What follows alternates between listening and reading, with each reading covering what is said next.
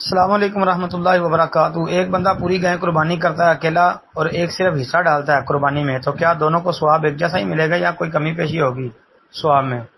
کہتے ہیں وضاحت فرما دیں۔ محترم بھائی، قربانی کے اجر و ثواب کے لیے آپ قرآن پاک کی آیہ مبارکہ سامنے رکھ لینا کہ لن ینال اللہ لحومها ولا دماؤها ولکن ینالہ التقوی منکم، کہ اللہ تعالیٰ کو تمہاری قربانیوں کے جو ہے نا وہ گوشت اور خون نہیں پہنچتے، تقوی پہنچتا ہے۔ تو جس کے اندر زیادہ تقوی ہوگا اس کو زیادہ فائدہ ہوگا۔ اب ایک بندہ ایک گائیں کیا 10 گائیں کر لے، اگر تقوی نہیں، للہیت نہیں، قربانی جو ہے وہ اللہ کی خاطر نہیں، تو کیا فائدہ ایسی قربانی کا، اتنے پیسے خرچ کرنے کا، صرف کرنے کا۔